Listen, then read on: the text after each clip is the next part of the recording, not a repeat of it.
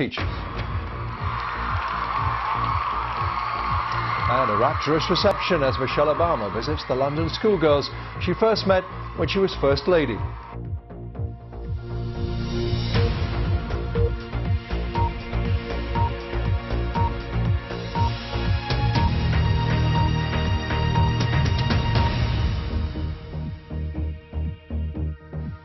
Hello, he spent his long life studying nature. He rarely speaks out so openly about what climate change is doing to the planet.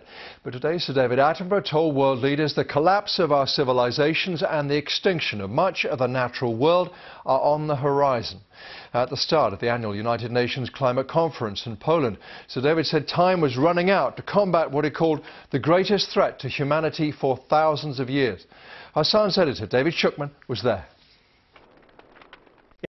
It's been a year of deadly fires and record heat, and also new warnings from scientists about the dangers of living in a world of rising temperatures, with the risk of many more scenes like this.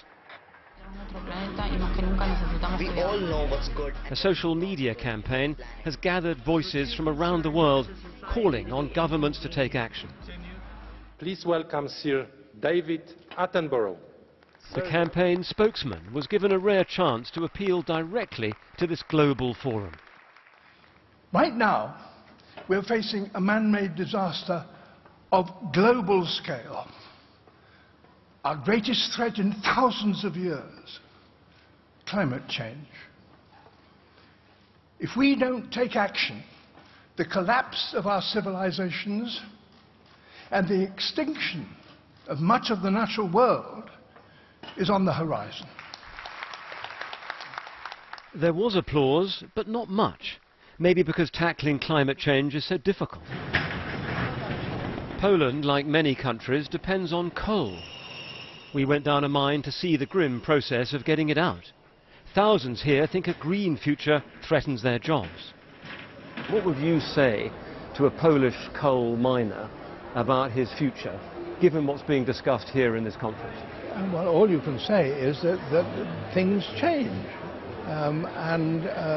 There's a process of history which is now moving to its end. And you will have to find, your children will have to find new ways of living. So as the conference continues, there'll be some tense arguments over what to do. With so many countries represented here and thousands of delegates, together with incredibly complicated negotiations, it's easy to forget what this is all about. So let me show you what's happened to global temperatures. There's one stripe here for each year since 1850. Blue is for below average, orange is for above average, and the most recent years are the hottest, so they're marked in red. And the big concern is where the world is heading next. Stronger storms and the sea level rising are growing threats. Small island states feel the most vulnerable. What kind of effort must be put into rebuilding when your entire economy is wiped away? Imagine, what if the entire economy of Ireland or England was washed away? Where would you start? And that is the reality of climate change. Tomorrow is a special holiday for miners here. And although they're celebrating, they're angry about the talks. At this conference, one miner told us the ecologists should take a look at themselves and ask who contributes more to the world, them or the miners. But as the evening coal fires burn, each one pollutes the air. Scientists say this must be phased out. It'll be a huge challenge. David Schuckman for us in Poland. A brief roundup of the main other news to keep you up to date. 50 wounded Houthi rebel fighters have been flown from Yemen to neighbouring Oman for treatment, moving the path for peace talks after years of civil war. The medical evacuation was approved by the Saudi-led military coalition, which backs Yemen's government in the proxy conflict. The Turkish president has criticised the sanctions recently imposed by the United States on Venezuela for alleged violations of human rights. On his first official visit to Caracas, Recep Tayyip Erdogan said trade restrictions and sanctions were wrong and only caused more instability. Two jailed Catalan separatist leaders have announced they're going on hunger strike from Tuesday, joining two colleagues who stopped eating at the weekend. Joaquin Forn and Josep Rull are protesting at the refusal by the Constitutional Court to let them appeal to European courts against their pre-trial detention. Nigeria's President Muhammadu Buhari has been obliged to deny rumours that he has died and been replaced by a look-alike. Rumours that he'd been replaced with a body double called Jubril from Sudan have been widely shared online. Mr. Buhari is seeking re-election next February. The body of former US President George H.W. Bush is lying in state after a somber ceremony. The event was attended by Mr. Bush's family along with senior officials. Several hours after the event, President Trump paid his respects along with the First Lady, Melania. Our correspondent Rajini Vajanathan reports from Washington, D.C. For George H.W. Bush, it was the final journey to Washington, D.C., a city to which he devoted much of his life. With his son, America's 43rd President George W. Bush, watching on, the casket of the country's 41st was carried up the steps of the US Capitol building, accompanied by a 21-gun salute.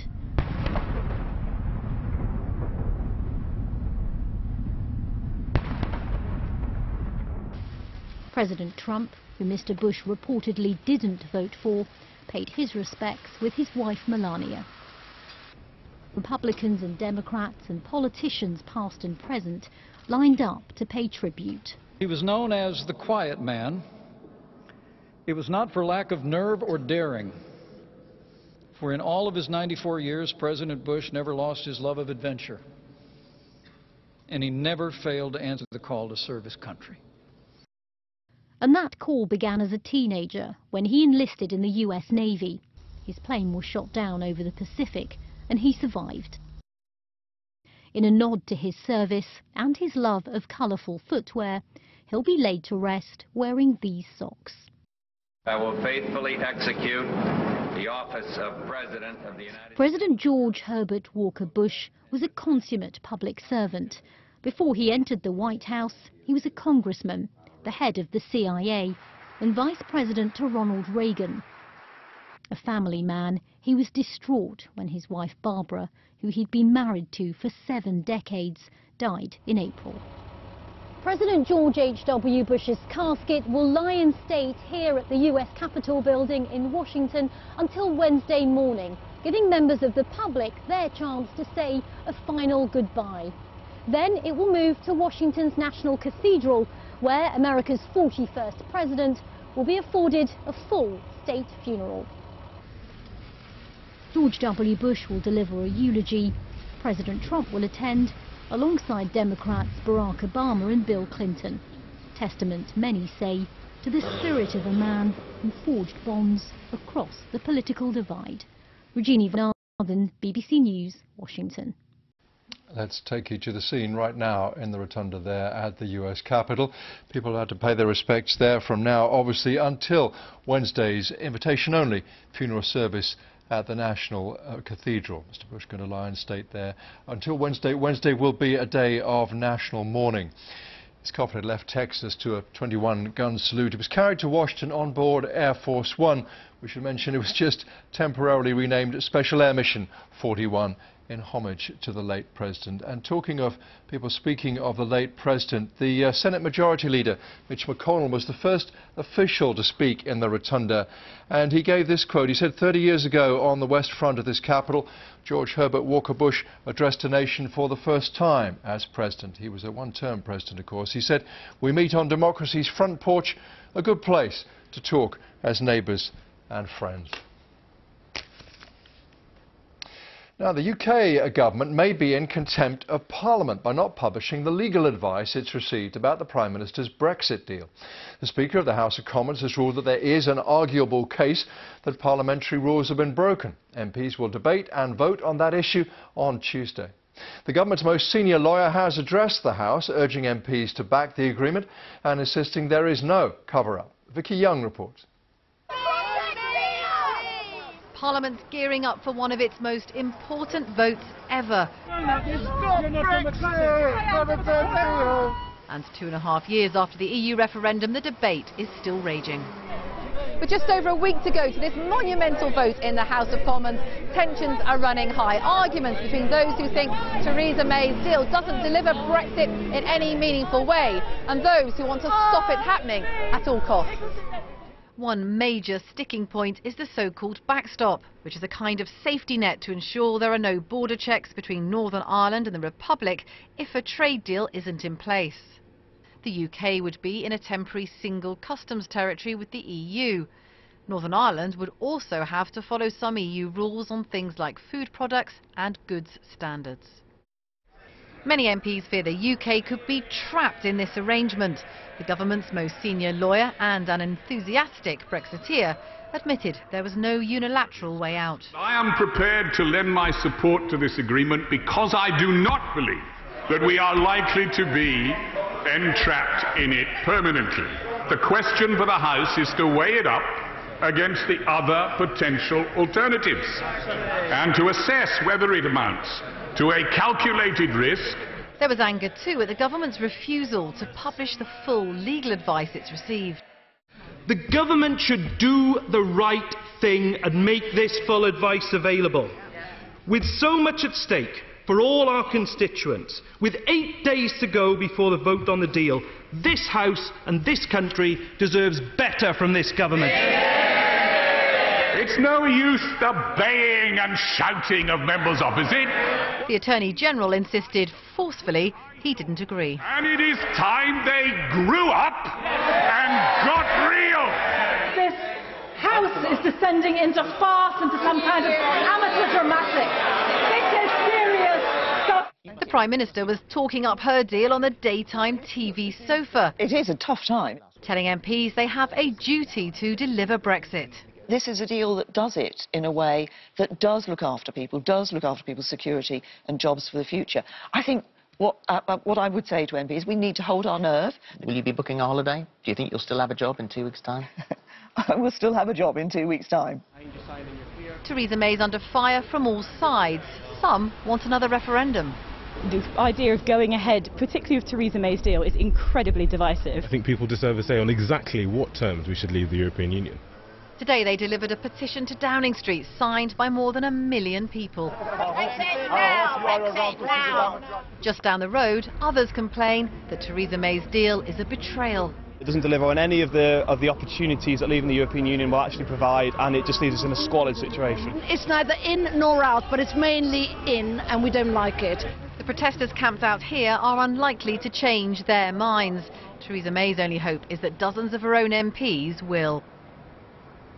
Vicky Young with that report. So just a week before next Tuesday's crucial Commons vote on Mrs May's Brexit deal, MPs must first vote later this Tuesday on whether her government has broken parliamentary rules.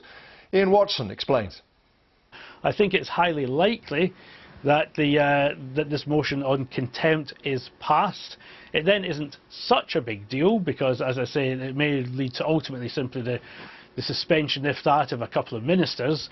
The really big deal is still the meaningful vote in a week's time, but it is potentially embarrassing and a distraction for the Prime Minister, which is trying to make this deal already against a backdrop of such scepticism. Ian Watson there, and you can keep up to date with all the latest developments on our website. You'll find also background and analysis, all at bbc.com/news. Much else to come as well, including this. To a rock star welcome, the former First Lady Michelle Obama inspires Londoners.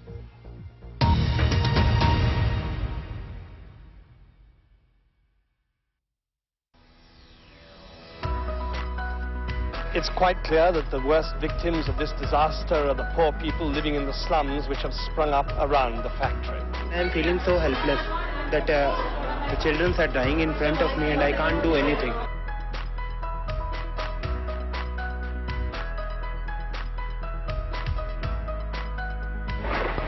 Charles Manson is the mystical leader of the hippie cult suspected of killing Sharon Tate and at least 6 other people in Los Angeles.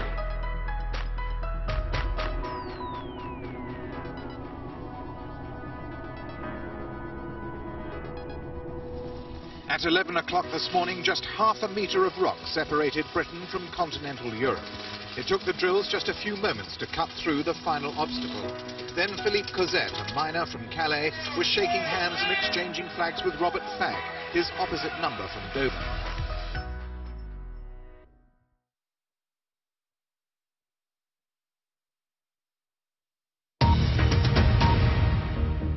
Very glad to have you with us on BBC News. The latest headlines for you this hour. Delegates at a major UN climate change conference in Poland have been warned not to be the generation to betray humanity. President Trump and First Lady Melania have paid their respects to George H.W. Bush, whose body is lying in state in the rotunda of the US Capitol. In one of his first moves, the new president of Mexico has set up a commission tasked with uncovering the truth about the disappearance of 43 student teachers back in 2014. To this day, no one has been held accountable for their kidnap and killing. Families have pleaded for justice, and now for the first time, the role of the government and the army will be scrutinised. The BBC's Will Grant reports. The disappearance of 43 student teachers was one of the darkest moments in recent Mexican memory. It shocked the nation to its core.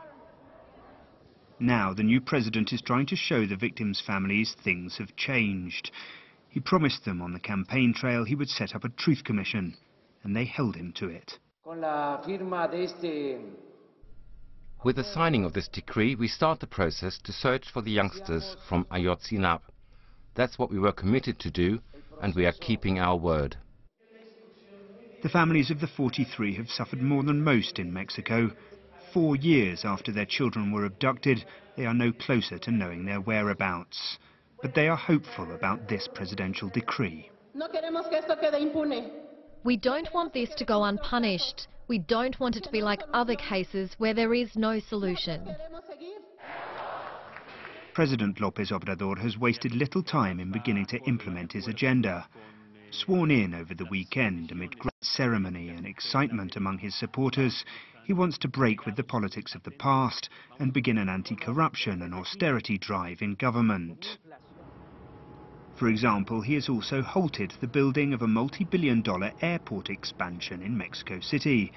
The money, he said, was being wasted and could go to other things.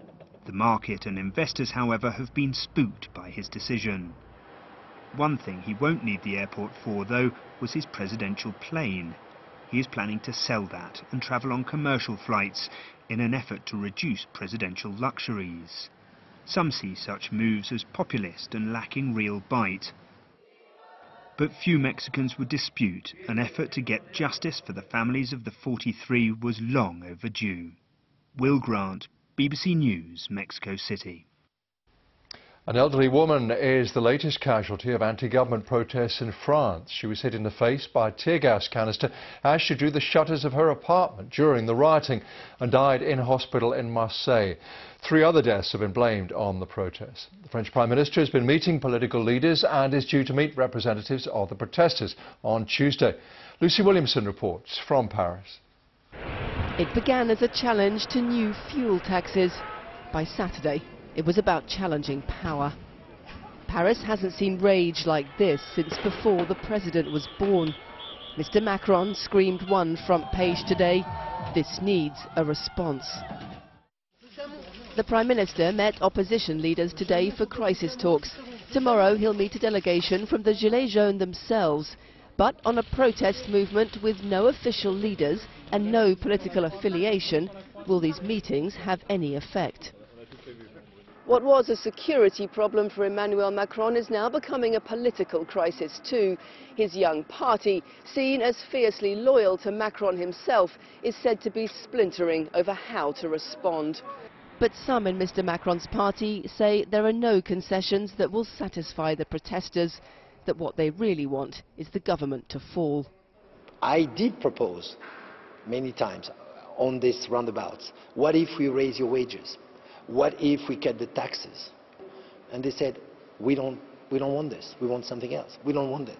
We want something else. So at the end of the day, what those people want is to really take charges. And so that's a political conversation. We first met Didier at this protest site outside Cannes a week ago. To stop this Saturday's protests, he says, Macron must cut all the taxes he introduced, review all pension laws and the minimum wage. Another day of action risks catastrophe, he says, and it's not just agitators who are to blame.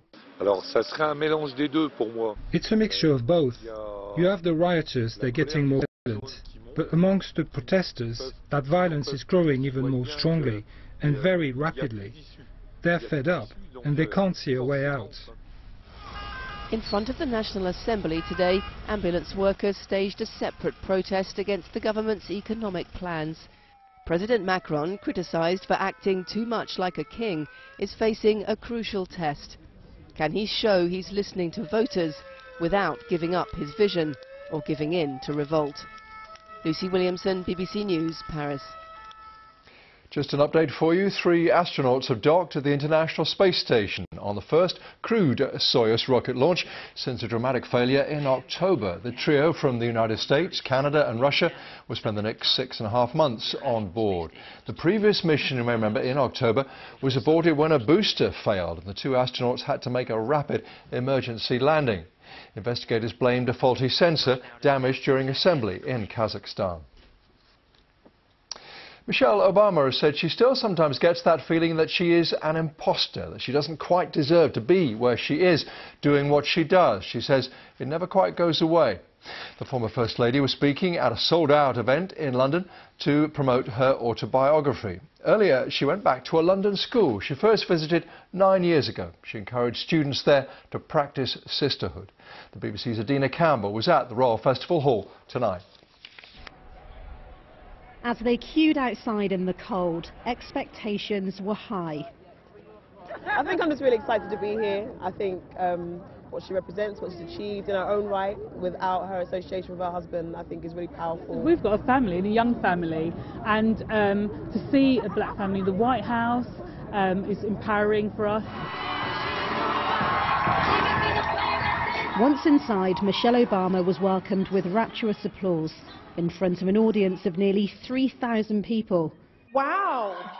During the 90 minutes conversation, fans of Michelle Obama heard her talk about a number of issues, but her main message was about empowerment. We assume that working class folks are not highly gifted in their own right, when a lot of times your station in life is limited by the circumstances that you find yourself in. How was it? It was great. Like, she was very witty. She was like, when someone would say a joke, she would just be automatically just on the ball, always ready.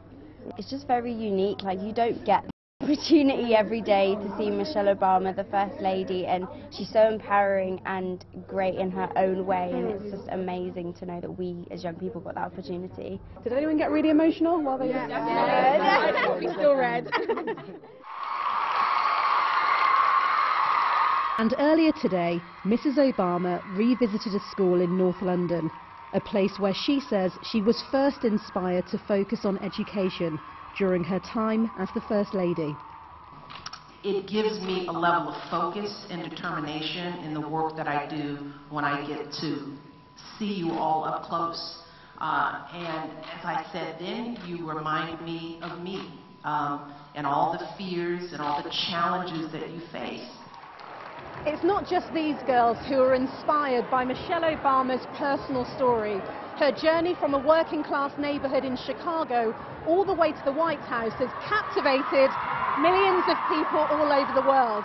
It was really good and inspiring. It was just so amazing to see Michelle Obama up so close. And how did you find today's assembly? It was really inspiring to look up to her as a role model and to remember the past memories that she created with us in our school.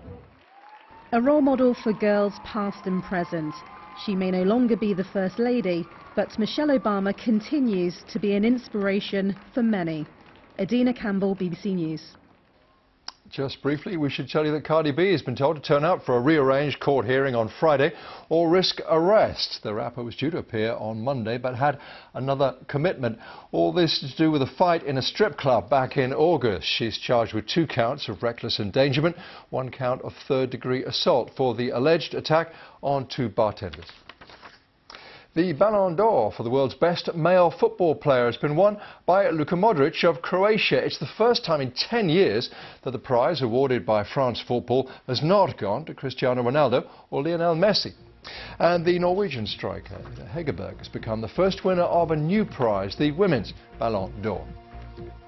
Much more on all the news anytime for you on the BBC website. That's it for now. Thank you for watching.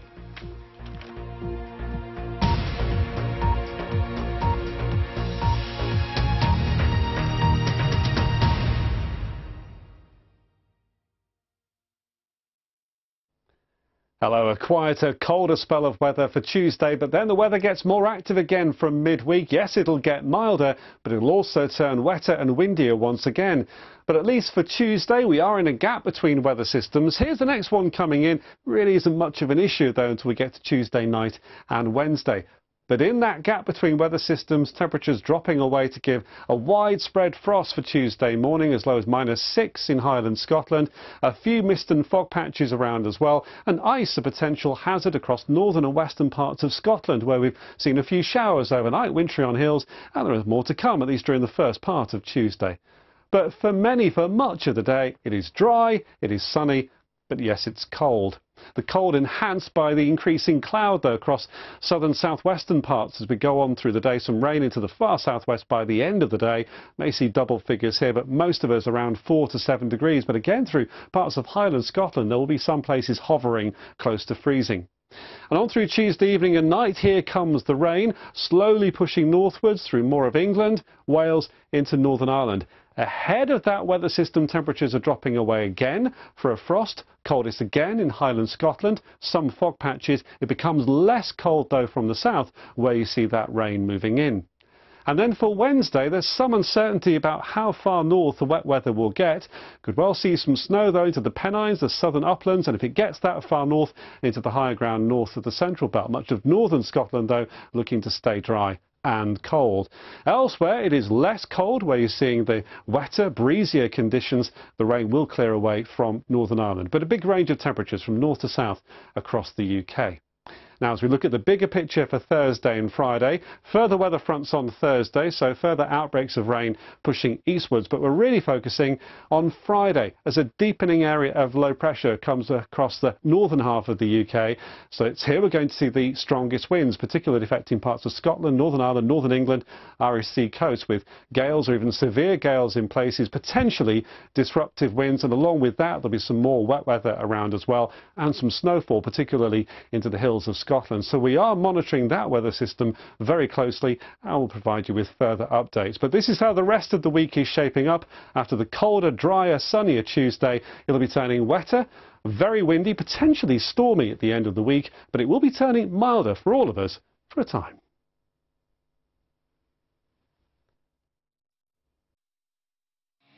Sometimes being in the driving seat is...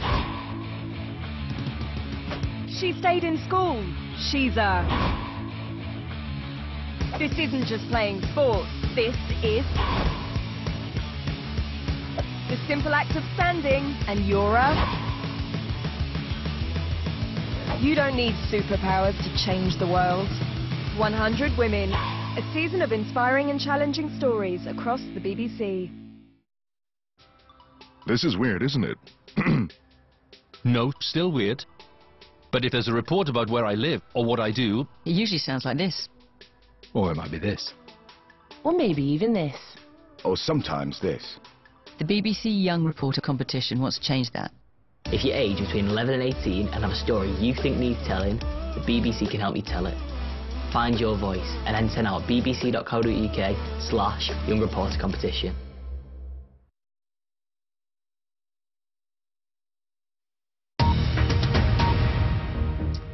Latest headlines for you from BBC News. The UN Secretary-General Antonio Guterres has told an international summit in Poland that the world is still not doing enough, fast enough, to prevent catastrophic climate change. Earlier, the naturalist Sir David Attenborough warned heads of state and government that the collapse of our civilizations and much of the natural world is now on the horizon. President Trump and First Lady Melania paid their respects at the rotunda of the US Capitol, where the body of former President George H.W. Bush is lying in state. The 41st president died on Friday, aged 94. He'll be buried on Thursday. Mexico's new president, Andrés Manuel López Obrador, has signed a decree creating a truth commission to investigate the kidnapping and killing of 43 student teachers 4 years ago. It sparked weeks of protests, and prosecutors have accused the security forces of involvement.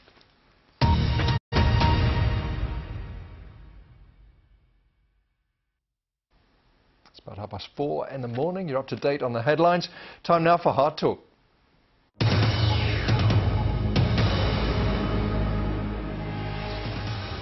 Welcome to Hard Talk. I'm Stephen Sacker. Britain's Prime Minister Theresa May is facing a mutiny inside her own Conservative Party, which threatens to scupper her Brexit deal, quite possibly her premiership too. If she loses the key parliamentary vote on her deal in just a few days' time, the UK will plunge headlong into political chaos.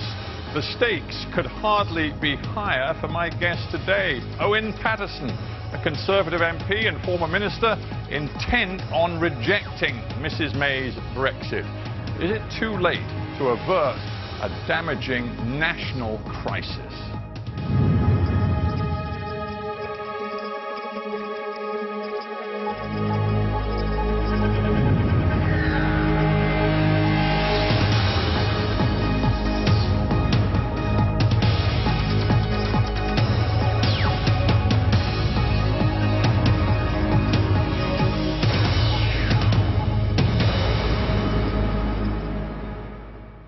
Owen Paterson, welcome to Hard Talk.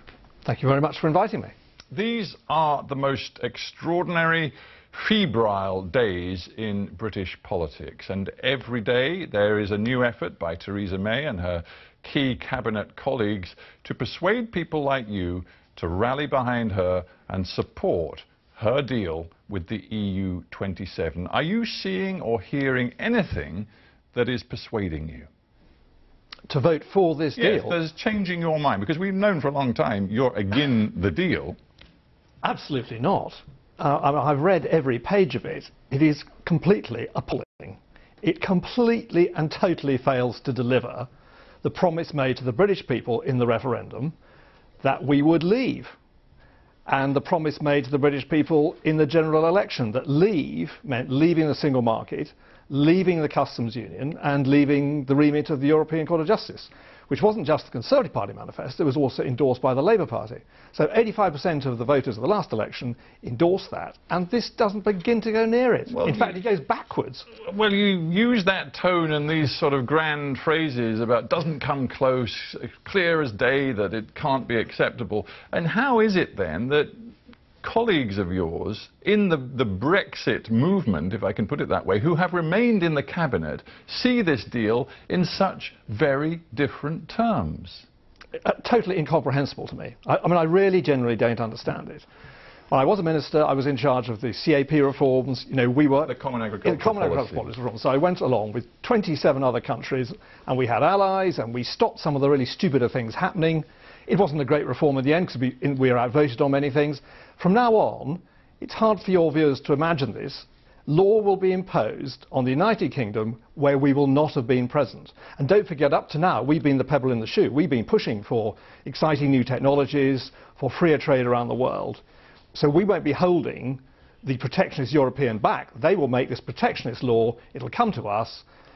We will have no means of amending it, no means of repealing it. And if we don't obey it, we get clobbered by the European Court of Justice with a huge fine. It is completely unacceptable. You see, there's something extraordinary happening in British politics. As you say that to me, I'm looking at the words of Prime Minister Theresa May. Let us not forget your Prime Minister, the leader of your political party, who wrote this letter to the nation just a few days ago saying, we will take back control of our borders, ending free movement. We will take back control of our money, putting an end to the vast annual payments to the EU. And we will take back control of our laws by ending the jurisdiction of the European Court of Justice. Either she's living in cloud cuckoo land or you are.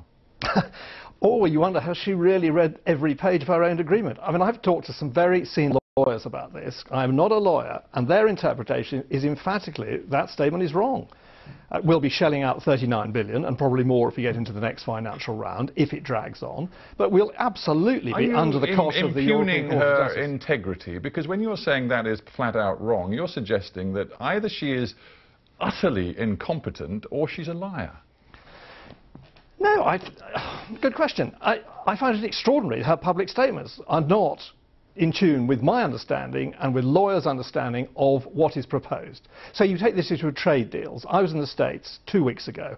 They were absolutely clear at USTR. There were senior members of the Democrat Party, senior members of the Republican Party, completely clear that the United States cannot do a trade deal with a country that does not decide its own tariffs and does not decide its own regulation. It is quite clear in this 585-page document.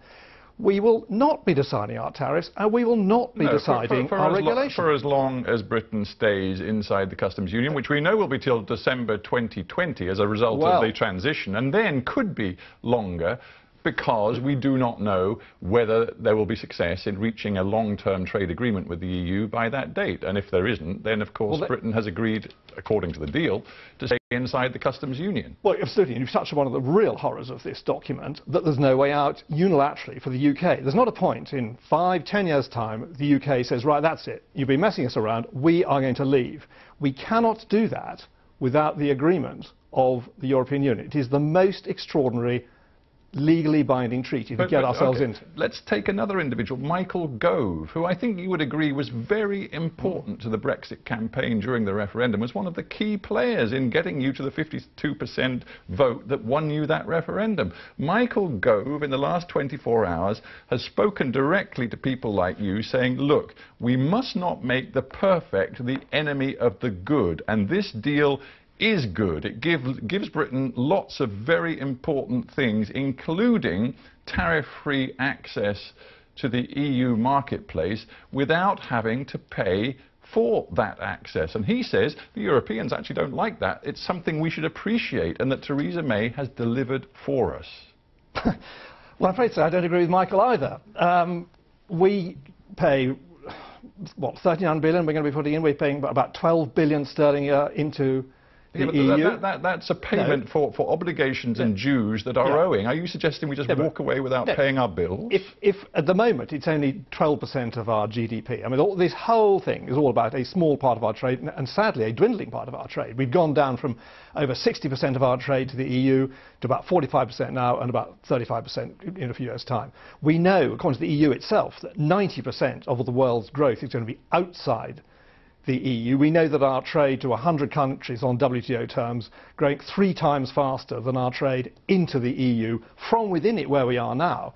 So all this huge hoo-ha about a small and dwindling part of our trade is important. It is small. It is small. It's more than 40% of our trade is with the European Union. It is 12% of our GDP. But when you're talking about trade, you have to compare what the EU offers with what other countries offer. But our trade with the EU dwarfs our trade with the United States, which you've been banging on about since the beginning of this interview. Yeah, but we don't pay to deal with the trade with the United States or China or India or anywhere else. That is the future. That's where the growth is in the world. Well, you don't know that, but what we do know, what we do know is that if the British government can't make a deal with the EU, and March 29th, the deadline comes along and we crash out without a deal, it is going to have an extraordinarily deleterious, damaging effect on the UK economy. Well, I have to say why. We trade with the rest of the world on World Trade Organization terms. There's 164 countries. That's 98% of the world's trade is on World Trade Organization terms. That is a legal framework designed specifically for orderly trade. The European Union is a legal entity. It obeys laws. It's signed up to the WTO's rulings on trade facilitation, on sanitary and phytosanitary rulings. It's signed up to the Kyoto deal on the World Customs Organization. Why are they arbitrarily going to suddenly go delinquent and break the law? Well, they wouldn't be going delinquent. I mean, for example, tariffs would be imposed. You know that. What do you mean, why? We would be in charge of our own tariffs. Because the EU would treat the UK as a third party, just as it treats other countries as third-party traders, and therefore tariffs would be imposed. 10% on vehicles, up to 35% on some agri-products. You know that. It's just true. No, there is still time, actually, to negotiate that. What we could do, which I hope... Well, hang on. But have you just acknowledged that what I said is true, and that therefore all of these people, from the CBI onward to individual industrial sectors who are talking about the disaster of a no-deal Brexit, they have a fundamental point. If the tariffs come in, their business model is going to be destroyed. No, there is time for us to take up the deal offered us by President Tusk on the 7th of March, which is a wide-ranging free trade agreement, which founded on the issue of the Northern Ireland border. And there is still time. If we get rid of this appalling draft document next Tuesday, we can move to that very rapidly. Because I won't speak on behalf of the European Union. No, I went to see Monsieur Jean-Claude Juncker has said quite clearly after this deal was done with Theresa May, quote his words, "This is the best deal, this is the only deal." Well, as President Trump said, it's the best deal for the European Union, quite right. So we'll vote, hopefully, to get rid of it next week, and we could then got a chance to go back. And I went to see Monsieur Barnier to discuss the Northern Ireland border. It was very clear in that meeting that this free trade deal is still on offer. And you could go into that... Sorry, when was this meeting? Probably October. Before Theresa May signed the deal with the EU27. Yeah. So the EU27 have made a decision.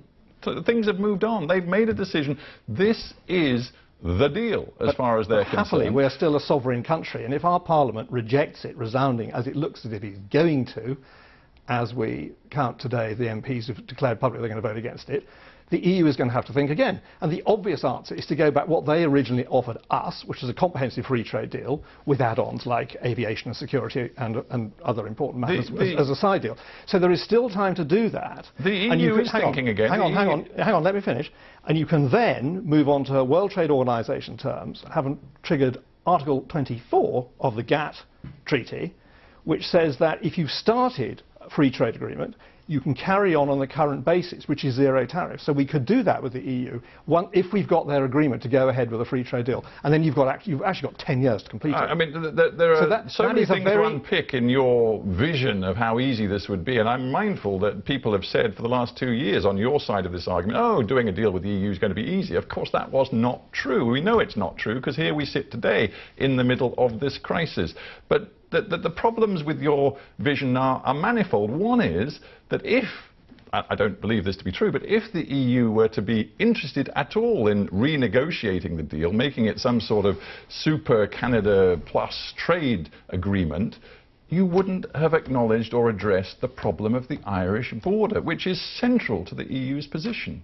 Well, I have done, because I helped write the paper with the European Research Group, which we sent to the government and sent to Monsieur Barnier back in September.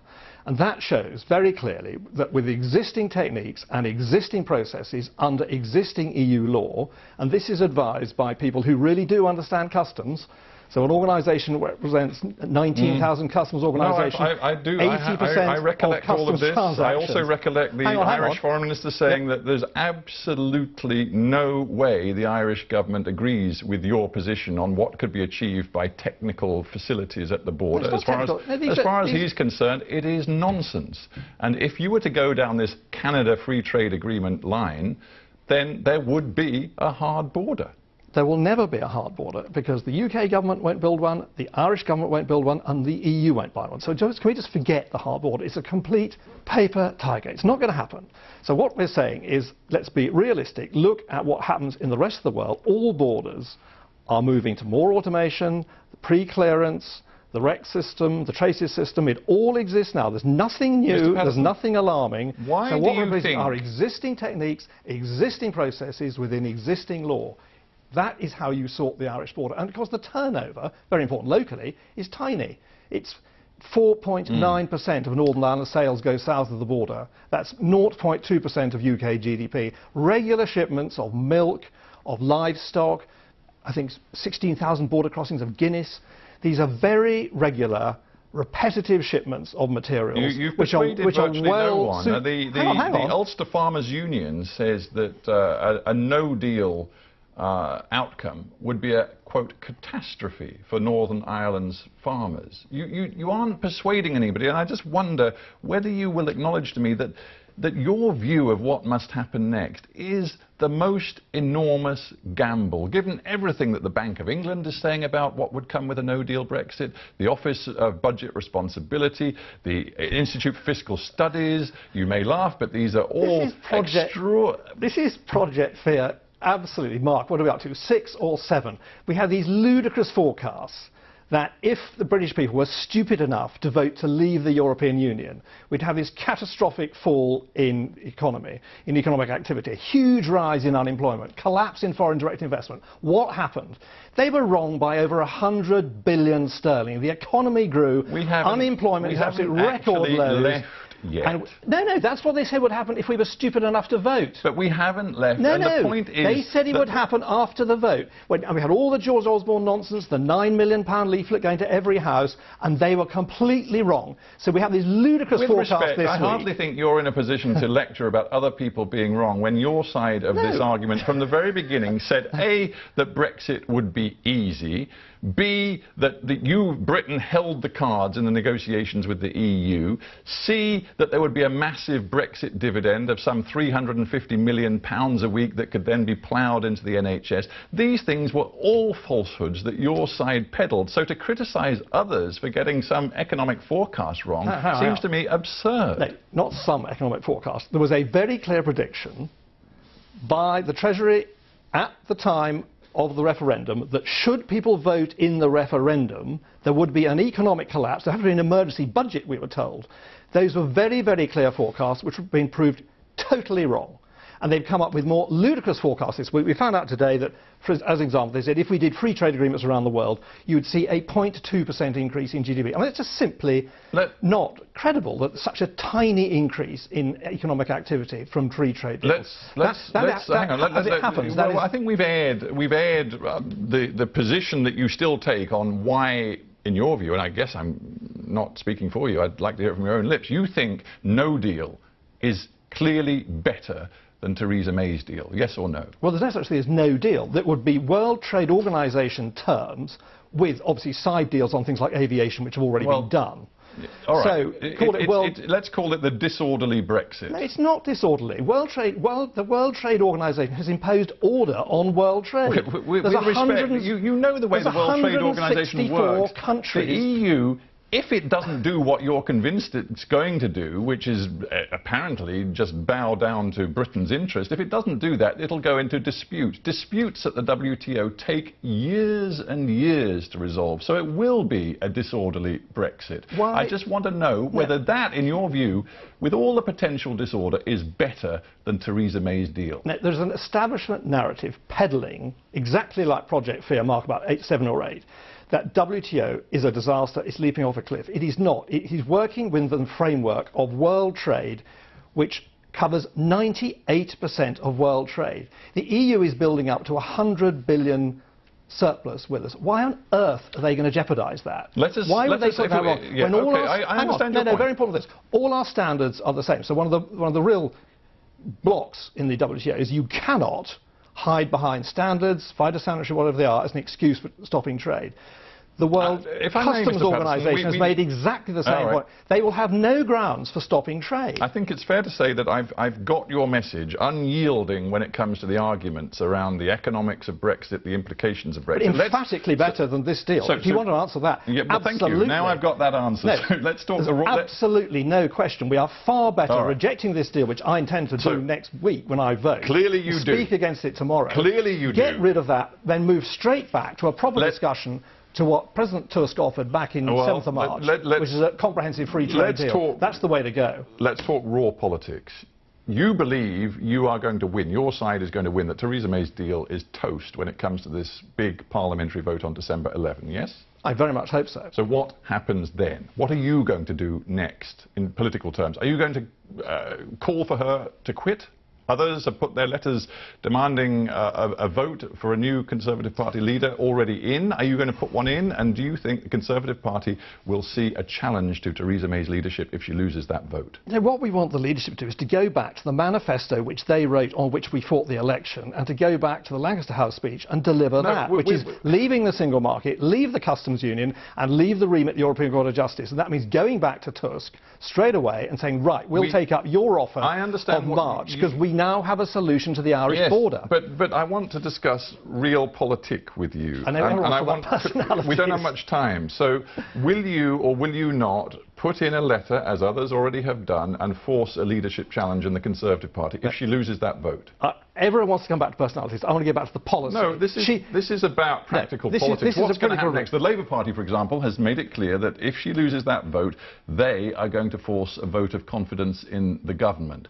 What would you do? Well, obviously, I'm going to vote for a vote of confidence. The idea of having a crazy Marxist regime run by Corbyn would be absolutely catastrophic. So there's no So Theresa May remains in power. Here's what Jacob Rees-Mogg, a very close ally of yours, he says, we now have a government led by Remainers who want to keep us tied into the EU as tightly as possible. If he believes that, and I imagine you believe something similar, how can you possibly think that Theresa May is going to deliver you the Brexit you want? Well, she said the right things in the election, and she said the right things at Lancaster House. So why do we go back to that? That is what we want to have delivered. So you're not actually prepared to engage with the real world today. You're just going to hark back to something she said many, many months ago, rather than where she is today with her deal, totally committed to it, with a cabinet that supports it. If it goes down, I'm struggling to see how you, with any credibility, can still regard her as the leader of your party. Well, I'm sorry about that, but I see myself just as a mainstream Conservative who wants to see the manifesto delivered. You go around Conservative associations, you get people in the street coming up to me saying, you're going to do this, aren't you? You're not going to let us down. It happens the whole time. People, the 17.4 million expect this to be delivered. She promised it in the election. It wasn't some words some time ago. There's an election manifesto. She got the second largest number of votes since John Major. She was endorsed by the Labour Party. If we don't deliver this, there will be the most catastrophic damage to the integrity of our whole political system. Let's talk about how it might pan out. Really bad. Well, really bad, you say. A party colleague of yours, Joe Johnson, who quit the government as a result of his deep dislike of this Theresa May Brexit deal, from a very different perspective from yours. He actually was a Remainer and would like Britain to have a referendum. He says that there must now be, because there's no parliamentary majority for anything else, there must be a parliamentary vote to order another referendum. And that does look increasingly likely, doesn't it? No, because I don't think it'll get through the Commons. I think those MPs who say that should remember what happened. David Cameron said, give me a majority, I will promise you an in-or referendum. It's absolutely decisive, it's not advisory, as some people have said. He won, we had a referendum, 17.4 million people voted to leave against huge wall of propaganda bombarded by the Treasury, the £9 million leaflet, all the rest of it. That was then interpreted to mean leave the single market, leave the customs union, leave the ECJ in our election manifesto. Largest number of votes since John Major, and endorsed by the Labour Party.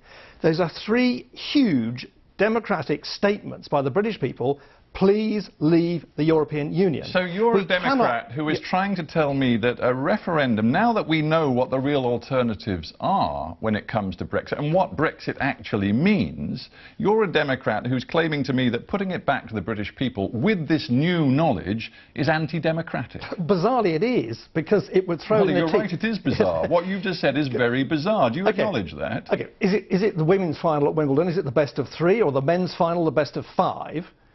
Come on, the argument has substantively changed. You've just acknowledged it. The British people now, as they did not know in 2016, they now know what Brexit will mean. And surely any Democrat would then say the British people have a right to decide, now that it's clear what it means, whether they want it.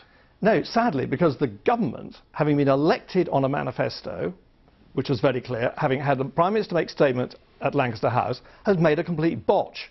And what is being offered is a mile from Brexit. People want to leave. They voted to leave. And that is not being offered at the moment. So a final thought, if I may, because we're out of time. I've heard several MPs in recent days talking very openly and honestly about how difficult they find the current decision that faces them. They are losing sleep. They feel an enormous burden of responsibility. And they, frankly, are not entirely sure what the right thing to do is. I don't get any sense that you are weighing this decision with that sort of sense of a burden upon you in any way at all? I've been working on this stuff probably since I first became an MP, when I was actually president of a European Trade Association and saw which way the European community at that time was going. What we're looking at is a continent which only has one other with a slower rate of growth, and that's Antarctica. The rest of the world is really growing. The rest of the world is mad keen to trade with us, and there's a most wonderful opportunity. All right. We have to end there.